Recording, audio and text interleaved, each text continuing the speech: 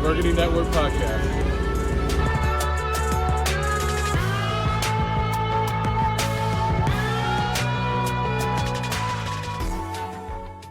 What's going on, everybody? Welcome to the Burgundy Network podcast, and we are back to talk about another exciting Washington loss. I am your host, Josh Taylor, and joining me, as always, Brian Murphy. What's going on, man? What's up? Yeah, I mean, it's just a roller coaster that we always know how it ends, and it crashes at the end. But here we are again. We're talking about it. It's every week, but yep, another loss in a game that we could have easily have won. I feel like not easy, but I feel like the way that the trend's been going against the team that we play, like we're like, oh, the Chiefs have a terrible passing defense. We're gonna throw a bunch. No, the Green Bay Packers have a terrible red zone defense. Like we're gonna score a lot in the red zone. No, it doesn't happen. But I will tell you, there was a couple trends on this game that I liked. I tweeted out, I loved the spread of the Green Bay Packers this game. I think it finished at like 6.5. I absolutely hammered that. And especially on BetOnline because of all the promos and stuff they have going on. So that leads me to our sponsor of the show with the Believe Podcast Network, and that is BetOnline, who is back and better than ever. Like I said, they have a ton of promos going on, whether it's for college football, pro football. The NBA is kicking off big time. I've made a couple, good bets so far in the NBA. Wizards are winning when they're not supposed to be. Same with the NHL. Cap scored like 7 goals last night, which is nuts. It's almost as many points as Washington. So that's pretty close. It's actually pretty sad. But like I said, guys, BetOnline is the number one spot for all of your football, basketball. It doesn't matter. They have everything you need this season. All you have to do is head over to the new updated desktop or mobile website to sign up today and receive a 50% welcome bonus on your first deposit. Just use the promo code BELIEVE50. That is BLEAV 50 to receive your bonus. BetOnline is the fastest and easiest way to bet all of your favorite sports. BetOnline, where the game starts. And I'm sure you saw it. I had a heartbreaker this week. Yeah. Man, Khalil Herbert. Yeah. I should say Justin Fields let me down because he threw like 7 interceptions and fumbled the ball like 20 times. So it was hard, but I'm going to bounce back next week. I'm going to post another one. That's like my thing. $7 down, 7 players. Like keep the lucky sevens going. I like it. So Devontae Adams was one of my guys, and I knew that was a definite hit, and it didn't take long, honestly. So let's just talk about this game in a way of big moments, because I've been listening to other podcasts and the media and, NFL Network, and it just seems like a lot of people agree this was a game that Washington had a lot of opportunities, but just stupid, boneheaded stuff happens, and it leads to not winning games. Like bad teams find a way to lose the game, and that's what we have been doing throughout the entire season, finding a way to lose the game. That's what Jonathan Allen said. He's absolutely right. I mean, bad teams find a way to lose. Good teams find a way to win. Green Bay's won 6 in a row. They probably had no business playing, winning this game, and somehow they found a way to get it done. At the same time, Washington just shot themselves in both feet, both hands. I mean, they found a new way to do the exact same thing. Somehow they're finding new ways to do the exact same thing every week. I mean, all of their losses except for the Los Angeles Chargers game have kind of followed the same pattern. They hang around, they make you think, oh, here we go, here comes a little bit of a run, and then they do something stupid, really stupid. And you spin a wheel and you try to figure out what it's going to be this week. And here it is, diving before you need to dive. I mean, there's just so much. Oh man. So much to talk about that. The Lambeau Letdown. That's what we should be calling this, because that's what he did. But one trend that is really frustrating is how we start the game. And I heard on John Keim's podcast, he had Bram on, and they really talked about like how we defer a lot of times. Like why when the team, our opponents score, seems like every single drive, almost every single drive this season. I think who was it didn't score on the first drive? The Falcons kicked a field goal, and the Saints threw an interception. So, that's what it was. Saints, Falcons, so anyone in the NFC South. But still, like the Packers, and I get it, like it's hard. It's really hard because you don't want to give your opponents the ball if they've been scoring first, but you also want to get the ball the second half, because if you are down, you would much rather have the ball the second half than for them to get it, and then they just score first drive of the second half. So to me, it's like, you can see both sides of it, but Still, they picked up 2 third downs, including a 3rd and 11 where Aaron Rodgers just strolled through the park, walked his dog 15 yards across the middle of the field, and then just laid down. I was like, oh, I got a first down. I guess right here is good enough. And then just kind of lays down. And it's really frustrating because, like, what the heck's going on? Like, I know that's not Lamar Jackson. Like, there is no play where Aaron Rodgers should be wide open for 15 yards across the middle, especially on 3rd and long. I feel like there's got to be something across the middle there to where you can stop that. But, nonetheless, we had somewhat of a stop, but it still got to 4th down that drive. But go ahead. And Greg Olson, I can't remember if it was that drive, but he pointed out that they're just rushing 4 upfield, hoping to get there, and it's leaving these lanes. I mean, Tom Brady, I wouldn't be surprised if he has a run like that in a couple of weeks where he just is able to open up the C and run right up because the rushers just go straight upfield. There's a lack of awareness there, and it's always like one little thing. I was it John Allen or got the sack on that first drive? And I looked over to my wife. I'm like, it doesn't matter because it wasn't on 3rd down. I mean, 3rd down is coming. I know that this doesn't end well. It's just so crazy how specifically that first drive, it looks so good in the first couple of plays, 1st down, 2nd down, and then 3rd down, they find a way to let up. It's unreal. Yeah. And the thing is, like, the defense did look good. Like you mentioned, the pressure. I want to say on that first drive, it was, I think, Montez Sweat had the first sack. He was in the first drive. Jonathan Allen had the second one. But that was the thing. Like, I noticed, like, we were making Rodgers uncomfortable, but still, like, Rodgers is going to do what he wants to do. Like, he's going to dice you up. And, like, it got down to it. Like, it's fourth down. Packers don't care. They're going for it. They feel no threat with Washington's defense at all, and rightfully so. And it leads to, Rodgers going to his right side, and Devontae Adams is wide open across the middle. Easy catch, easy stroll in the end zone. So, like, even if we do get stops, other offenses do not care. Like, it could be, I guarantee you, could have been 4th and like 10. And Aaron Rodgers have been like, I'm not looking at the sideline. Like, just call it a play. Somebody's about to be open just because of how this drive is going. So it led to a Devontae Adams touchdown, which helped out my bet. So it was a little, there you go. It was good and bad, but in the end, I didn't win the bet regardless. So it didn't really matter. Well, I said right away after that first drive, I was like, at least I've got Aaron Rodgers on my fantasy team. So, I mean, 3 touchdowns later, I was sitting pretty, went 3-0 in fantasy this week. So I'll take it. Yeah, my crazy self has Washington's defense. I don't know why. I have not gotten rid of them yet. I'm just too much of a fan.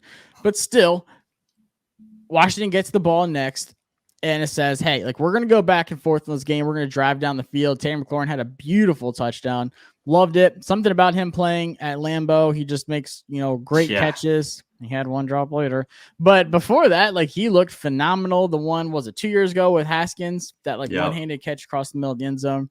So I knew Terry was going to eat big. I had him in my bets too. I was like, Terry, it was like over, I think it was like 69.5 yards, something like that. I was like, easy money. It's Terry.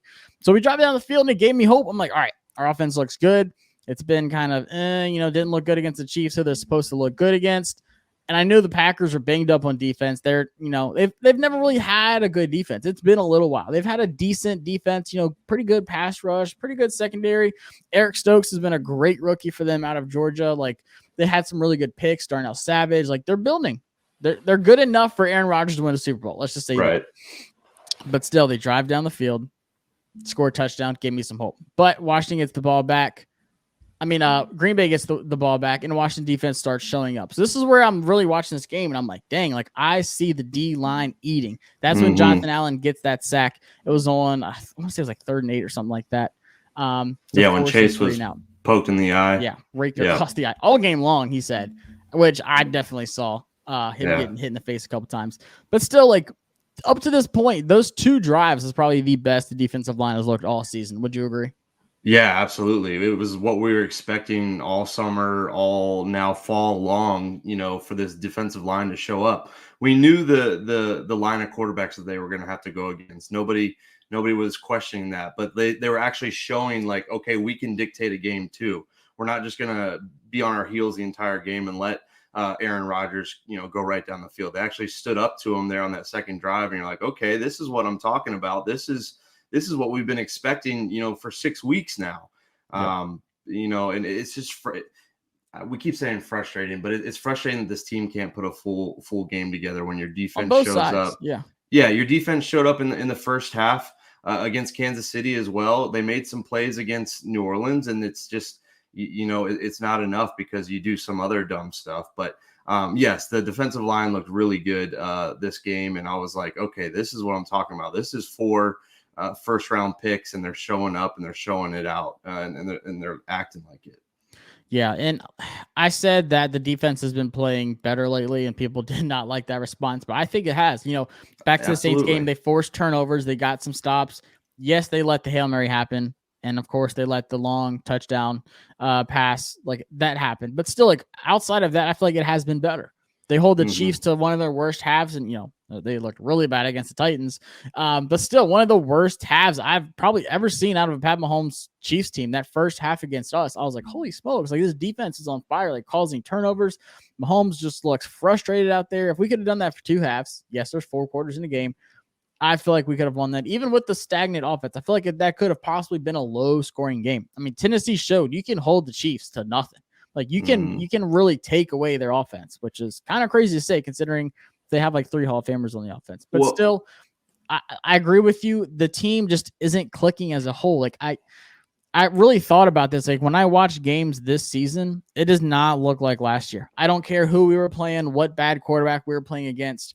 The team did not feel like a team so far. Like it's not clicking. That chemistry isn't there. That excitement isn't there. That like leadership isn't there. Like I remember last year, it feels like that. And if you watch the Bucks, if you watch the Packers, the Bills, I don't know what it is, but it has that different feeling. You're like, man, this is a good team. Like you can feel it. They believe in everything they do. They're flying to the ball. They know like everyone has their backs. Like it just feels completely different. There's a lot of factors into it. So I'm not going to try to dissect it. But you can just tell when you watch the game, it is much more exciting to watch because you can feel it. Like not even like a Washington fan. Like watching, like I said, the Titans like ball out against the Bills and stuff like that. That was a great game, but you can just tell these teams are playing different than Washington. It's not even just talent. Right. It's just mentality. I feel like we're not there. It's kind of like fans. I don't know how you feel, but I see these games and I'm like, okay, I'm just waiting for the bottom to fall out. And it's almost like the team feels that way too. It's like they can't believe that they can potentially have success. Like they're always expecting the worst thing to happen. Now, the worst thing tends to happen, but you can't play like that. You got to play like you're a 7-0 team that you're dominating. Otherwise, you might as well phone it in. You might as well just hang it up. But yeah, something is definitely off. And you're right. It feels like last year, you kind of believed. You were like, all right. Against the Steelers, even when it didn't look good, you believed, you thought maybe there's a chance because this team is really kind of cohesive. Maybe I know you said we're not going to try to break it down what it is, but maybe it's as simple as not having a veteran quarterback leadership. I mean, Alex Smith didn't give you any stats, but what he did have was that poise and that stoic, response. He didn't get too high or too low. And I'm not saying that's what it is, but it's confusing for sure. I remember Chase Young saying there's something different when 11's under center. Like they kept saying that there's something different. Like I don't know if it is like that mentality, then leadership. If you think about it, like all the teams that I'll mention, they have good quarterbacks. Say what you want about Tannehill, but I mean still you like Tom veteran Brady, at least. I mean maybe not great quarterbacks, but veteran at least. Yeah.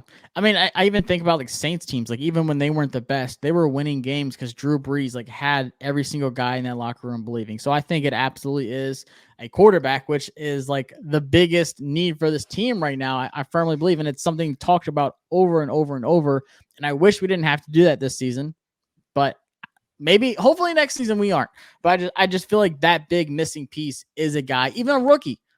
Like, I feel like even Trevor Lawrence could have that. I feel like Mac Jones absolutely has that in New England because I know what kind of player he is. Like, I've talked to him. I've talked to players that played with him. They, like, preach about just his mentality and how he talks to players and stuff like that and builds the entire team up. I feel like we don't have that right now. Say what you want about it, but I feel like it's a lot of different things. Us not playing well, us losing games that are winnable, and accountability. Like there's so much to it. And I don't know if that falls back on coaching or what, but I think at the end of the day, you're all grown men on the field, figure it out to get on the same page. But anyways, that was a good little spiel. That was a good little therapy session. We needed that. The team's not clicking. The team does not feel like a team. The team is like fans right now going at each other. That's what it feels like.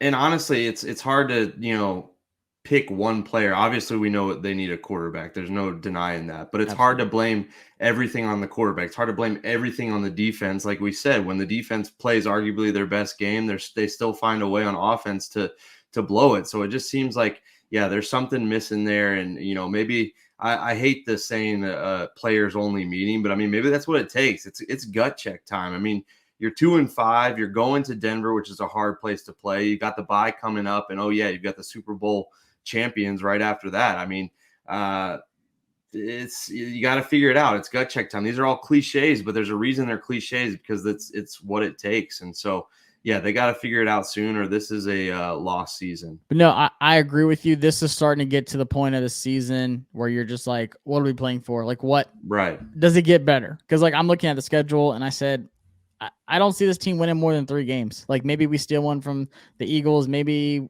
we win another one against the Giants. We're not beating the Cowboys. We're not beating the Bucks. We're not beating the Raiders. Maybe the Seahawks. But if Russ comes back, I'm going to say no.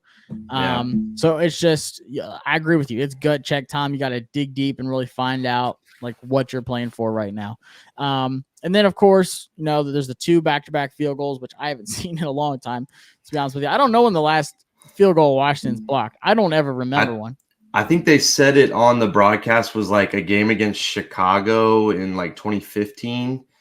I think they might have said it was Preston Smith, so it was kind of fitting that it was against Green Bay, which he wasn't out there. But it's been a while. No, I'm with you. It's been, and that was one point I was going to make. If you told me over a 3-game stretch that Washington would force 6 total turnovers, get a block, and there'd be a game where Tress Way doesn't punt, I would tell you that they've got to be at least 2-1, and somehow they found a way to blow all 3 of those games. 0-3 somehow, which is another crazy stat that we'll mention. But this is where a lot of people have been agreeing and disagreeing. Washington gets the ball back. We go for it on 4th and 3 from the Green Bay 27. I believe that was the Terry drop of that drive. You have a new kicker. You're at Green Bay's 27. It's 4th and 3. Do you kick it or do you agree going with it? Because there's a lot of times this season we're like, Ron, go for it. And we haven't gone for it. He's kicked a field goal, punted it away. Do you think he kind of said, I'm going to go for it this time? And was it actually the right time? I don't know. I feel like at that point you have a chance to take the lead. And I think that's a huge confidence booster, right? I think that, a young team that has been struggling, you give them a lead there. I think you got to take that. I mean, it's hard to nitpick 4th and 3. I feel like you should be able to get that, but this team doesn't do a whole lot of the things they should do. So you might as well take the points and, get out of that situation with a lead. I'll take a 10-7 lead, after you block a field goal, get some points out of it. So yeah, that's tough. It's easy to, hindsight bias. It's easy now to say, yeah, absolutely should have just kicked it. But I still feel like you gotta get points out of that, and they didn't do that. It does seem like Ron kind of goes for it at the wrong times and punts at the wrong time. It just seems like there's something off there. That he doesn't have his mind made up, or he doesn't have what he wants to do in mind, and he kind of just goes off at the cuff there. So it just has felt like that all season long, and that was just another example of it. Yeah, I feel like it's one of those things where if you go for it and you get it, like, sweet, I'm glad we went for it, because we score a touchdown, hopefully. But then if not, and you kick a field goal, you're like, all right, like I'm glad we kicked a field goal instead of going for it, not getting, like, we got points. But then if you go for it and don't get it, like, oh, what the heck, Ron, we should have kicked the field goal, like take the points. But then if you kick a field goal and miss it, you're like, what the heck? He's a new kicker. Like, you should have went for it, Ron. You know this. Yeah, like, it's a lose situation at times. But regardless, I think I lean mostly towards, agreeing with you. Take the lead, take the points that early in the game. It's 7-7. Like, we're not down. Like, it's not like crunch time. If it's like 4th and 1, 4th and inches, maybe go for it. But I agree with you there. I think we should have went for it. And of course, Green Bay said, hey, dummies, you're going to go for it. We're going to make you pay for it. Drive down the field. Easy touchdown. A laser to Alan Lazard, who has COVID. Now he's out for Thursday night against the Cardinals. But still, Aaron Rodgers just doing what he does. And it's funny. I listened to the Washington Football Talk podcast with JP and all them. And JP brought up a good point. Say we go for it and we get a touchdown.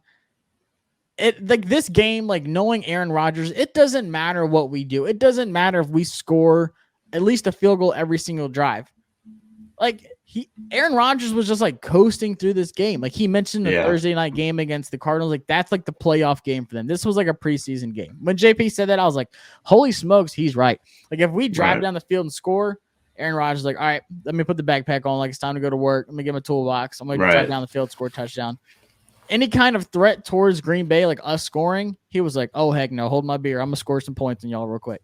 Like he wasn't even trying that much. Like I hate to say that, but like if he needed to score, he would. He would find a way to score.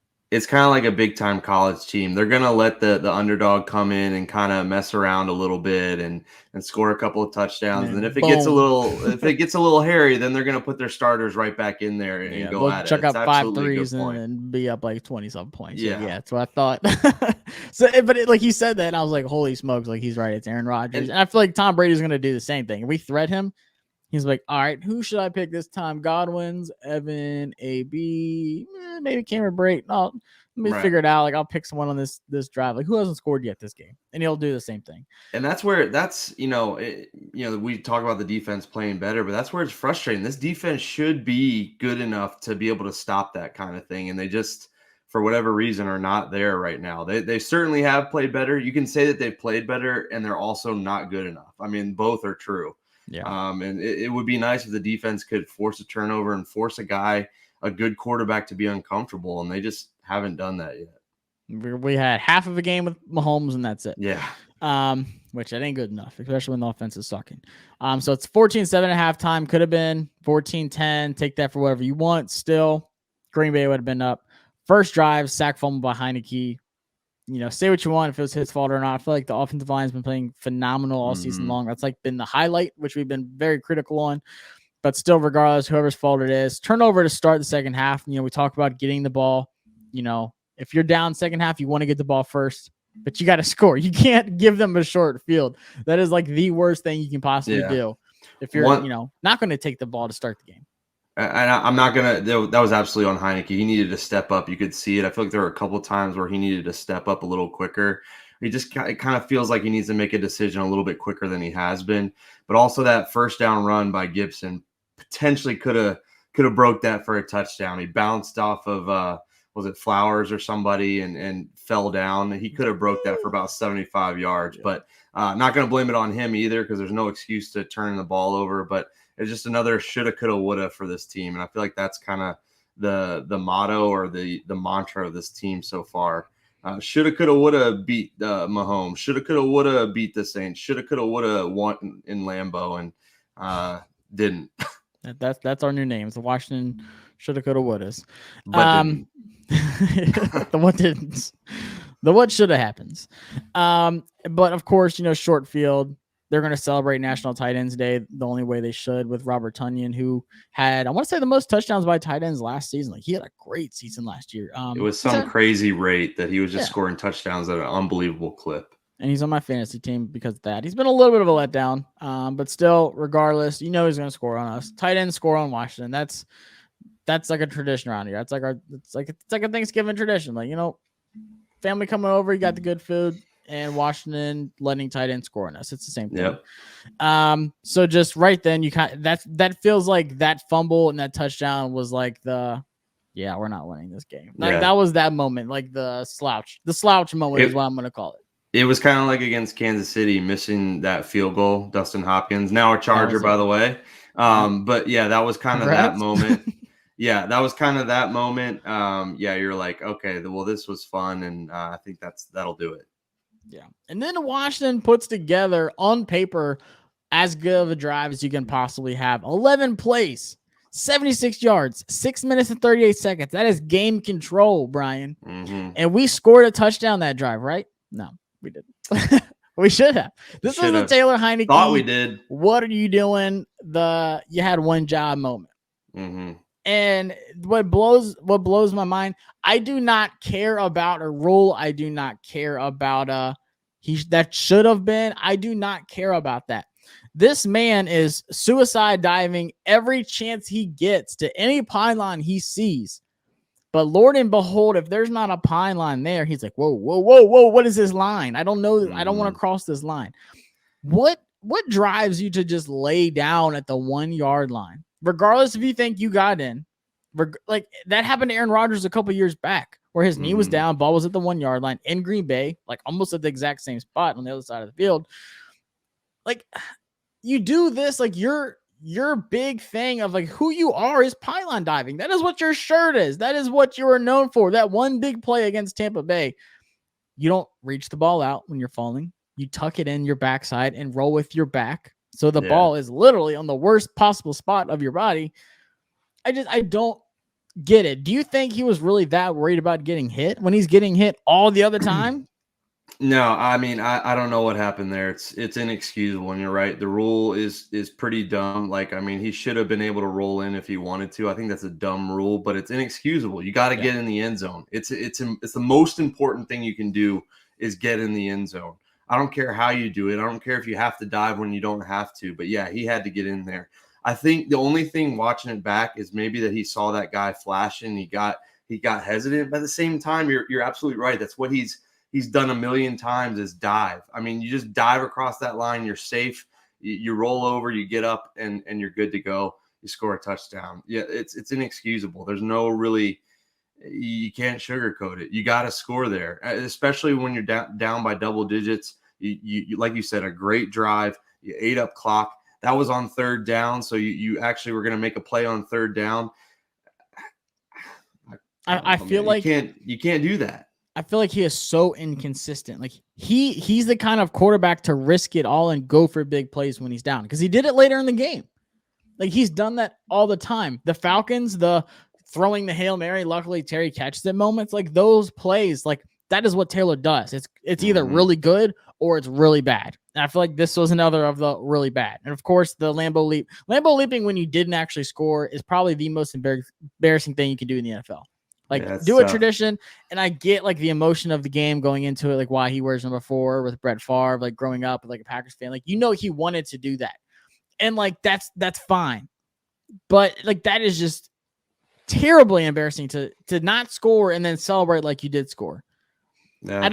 I don't think mentally he can handle, and I hate saying this, I don't think he can mentally handle being a starting quarterback. I think he second guesses too much. I think his decision making on the field is terrible. I think his like in the moment thinking is not good. Sometimes he's like run, pylon, go, and it's good. Like he makes certain plays. It's going to be there, but I feel like he makes more bad plays than those good ones. You just remember those really good ones because it's fun. It's in the playoffs. It's against the Bucks. The game you should have no business winning. He's new to the team kind of thing. Yeah. Chase Young's pointing at his jersey. But I just feel like mentally he's not there to progress through his reads, to do everything he needs to do, and just to have that in the moment. And that's really hard to do. Like a lot of quarterbacks struggle with that. Even first round draft pick quarterbacks that turn out to be like busts and stuff like that. That's one thing that kills him. That's one thing Dwayne Haskins was terrible about, his mentality of reading the field and going through stuff. It's not even about like the playbook. Yeah. It's just overthinking, like not being confident in your play. Pull the trigger and go for it. You're absolutely right. And so we've said, there wasn't a book written on him, and that film was going to come out on him. They're going to see his tendencies. And we've seen that. We've seen him kind of second guess, hesitate.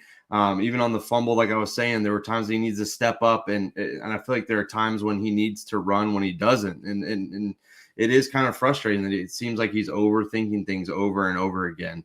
And yeah, I think that the NFL defenses are a little too fast for him right now, and it's up to him to adapt. I don't know if he's capable of it. I think we've seen a lot of that, and I obviously am rooting for him. Hometown guy for me, but at the end of the day, you sometimes you just don't have it. And I think that he's going to be a really, really solid backup in this league. I think he could be that for a while. And I think that he shows that in a pinch, he can come in and make a play or two to where once you have your quarterback of the future, you can feel good knowing that you got 4 behind you as a hard worker, as a guy that can come in if something happens. But yeah, I just don't know that he's processing things fast enough. And, we have, half a season now or close to it of examples of that. And you're right. We remember all the fun plays, but at this point we're remembering the kind of the bad plays that kind of show why he's struggled at times. And so, I'm cheering for him. I hope that he figures it out, and I hope he's able to get a couple more wins, but it looks like, that the defense has caught up to him. They put the film out there, they've seen the film, they see that they can, make some mistakes, and a lot of it is his own doing. So yeah, it's frustrating for sure. And that play is so bad, but it just kind of encapsulates everything that, has been frustrating with Heineke so far. Yeah, and then he fumbles I hate the play call, with what it's worth. You're the smallest guy, QB sneak. I get it. I don't care if it's at the 1-inch line. Run the running back. He's not, Dak Prescott, big body. He's as small as they can get. He's got to be he's got to be the smallest quarterback in the NFL right now. Yeah, absolutely. So I hate that he fumbles. That's the drive right there. Such a perfect drive. Ends in just absolute shambles. And if you think about it, the game could have easily been 21-17 with the field goal. If we didn't go for it, kick the field goal. And then if Heineke would have scored there, it's a very reachable game, like absolutely reachable game. But like I said, Aaron Rodgers would have just turned up a notch if he had to, but still. And then after that, of course, Washington, 2 fumbles in 1 drive. DeAndre Carter can't do it. Gibson might have a fumbling problem. I mean, that's what, 3-4 now this season? Yeah, Packers, Chargers, Giants, right? Was there another one? I feel like maybe a 3, but still, bad moments. He's fumbling at the worst times you can too. That's what I was gonna say, is that they come at the worst times. I mean, it's bad to fumble, but it's bad to fumble at the times that he is fumbled at. That's an issue. He's got to figure that out. I feel like there's a lot going on with Antonio Gibson. Obviously, not the reason this team is not successful, but the shin injury. I feel like that run I was talking about earlier. I think that he sees some weird holes or doesn't see the right hole sometimes. And I know he's still learning, but it just seems like there's a lot going on for him. And I just feel like he should be busting more big runs than he is right now. Yeah, and then we talked about it with Green Bay's defense allowing 15 touchdowns. Another drive that ends at the Green Bay 3. Was that the Terry drop? The Terry drop was later in the game, wasn't it? Talking about in the end zone? Yeah. I think that might have been the next drive after the Heineke debacle. Oh yeah, no, this one was the Ricky Seals-Jones where it should have easily been a pass interference call across the middle of the end zone on 4th down. So regardless, can't score in the red zone. Offense is struggling. We talked about it. Both sides are never clicking. One's like, hey, are y'all gonna play this week? No, all right, well, cool. Then we're gonna ball out, and y'all just suck this week. But just disappointing. It's like hitting, 6 homers and then your pitcher going out there and giving up 10 earned runs. You know what I mean? It's just crazy. But to me, this second half was the sloppy offense. Like we talked about, the 2 fumbles in 1 drive. Can't do that. And then this Heineke interception it's a trend. Mm-hmm. It looked a lot like the Atlanta Falcons fade to Curtis Samuel for whatever reason, small guy. Taylor Heineke throws a corner pass to Terry McLaurin. Nope. Seals-Jones, another big body. No. He throws a corner fade to Adam Humphries. You can't do that. Adam Humphries. Adam Humphries, your slot guy, your drag guy, your quick out guy. Yeah, that corner probably had 6 inches on him. He had no shot. Adam Humphries, you might as well have done what we did on the Hail Mary and not even jump. You might as well have just stayed safe. Was it the same play that he did trying to throw it to Curtis Samuel against the Saints? It's bad. It's like he thinks that something else is there, and it's bad. It's bad. And that's the thing to me, and if you watch that play, he's just looking at him the whole time, I gotta throw this. But why? Why are you going at the smallest guy on the worst part of the field for him? He's not bodying anybody. That should be. And I agree with what a lot of people have said. We are missing Logan Thomas so bad in the red zone. So bad. Because that is that big body guy. Even that one that was kind of high for Ricky Seals-Jones, that's one that Logan Thomas would have caught like he did against the Eagles last season. That's the plays that he makes. But, man, maybe this is a good thing, but Blewett hit a 45-yard field goal. I'll take it. Is that a small victory and a loss? Is that what that is? Especially after his line drive, chip shot field goal got blocked. I was like, oh, here we go. That was a cannon. Yeah. Cannon of a line drive. It just, I don't believe in curses, but I feel like you could have predicted this, right? You could predict the kicker not doing what he's supposed to be doing. A dumb play at the goal line. It just seems like this is what this team does week in and week out. I'm like, I'm trying to predict what the thing that they're going to do against the Broncos. Oh man, like, are they gonna is Antonio we're gonna have Gibson a punt blocked, and it's gonna be a Denver touchdown. So here's what I'm thinking: Antonio Gibson's gonna finally break off a run and then drop it at the 1 yard line, like Deshaun Jackson back in the day. Like, that's what I picture happening. Anything that can go wrong will go wrong. I mean, like, it's just every week with this team, it's the same thing, but it's different. I don't know if that makes sense. It's the same thing. They find a way to blow a game, but it's a different way every week. And you cross the 30-yard line. I think, what was it, 7 times, and you come away with 7 total points. That's not possible. We had 19 snaps in the red zone, and we had 0 touchdowns when Green Bay's allowed 15 on 15 attempts. That's just mind-blowing.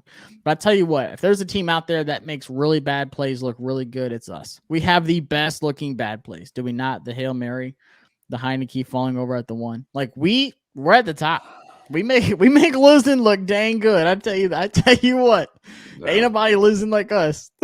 That's sad, but that's where we are right now. Because we're beaten down. I'm gonna watch on Sunday. I can't turn away.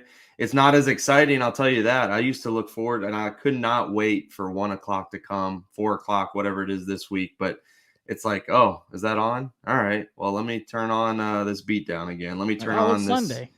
Abusive relationship. Yeah, let's watch this rated R movie. But you mentioned it. Washington didn't punt once on Sunday, which is a guaranteed win, right? No, for the first time in 21 years. That was the first time Washington's had a game where they didn't punt. 21 years. Shout out Sean Taylor.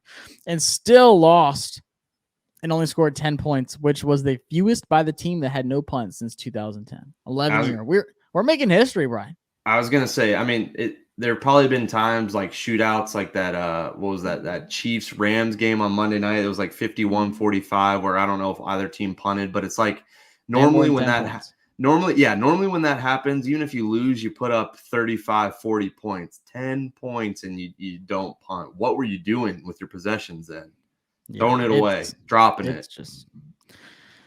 It's the same thing every single week, and I hate to say it, but I'm going to Google what Denver's really bad at so I know what to bet, because they're going to just fall out. I'm going to put Bridgewater's going to have 500 yards probably. I'm going to put Jerry Jeudy in my starting lineup. It's going to look like Peyton Manning's back out there. Like, I would love to go to Denver, but like and they're like 3.5 point favorites already, and like we're going to be back later in the week to talk about it, but I don't know. This one, I'm beat down. I'll say it. I'm beat down right now. More out. 2-5 is not a good place to be. With the lineup, you still haven't coming up. Maybe if Denver was going to Washington, I'd feel better. But I don't. Like you said, we'll get into it. But then how many of these players have played in Denver? Like, it's different. It's hard playing over there. Like that elevation is a factor. And then you get a bye. You're like, oh, let's rest up. And then who do you have waiting on you? The boogeyman. You need a bye week for Brady. Like. We better be on the boat like the Giants did all together, hanging out, spending some quality time with each other. But Brian, I've had good quality time with you getting this out. Always. And, talking about this loss. But man, hopefully we can break a trend. Like, I am all for like winning games. Like it's still okay to win. Yeah. Like I still feel like we've seen good from both sides of the ball. We just need one game where we can see a good side of both sides. Like just get together. Get it going. Maybe we can beat the Broncos. They're early favorites. I hate to say it, but I don't think we're going to be favorites anymore this season at this rate. But 2-5, y'all, it is hard to put up with. But hey, just like Washington, we always watch and appreciate y'all watching and checking us out on podcast. Like I said, guys, this is presented by BetOnline. So sign up, get in on that NBA and NHL action because by God, even though Washington's losing, there's still some opportunities to win some money for yourself. Just bet against Washington. Brian, I will see you later on this week, man. Appreciate it. Peace, brother.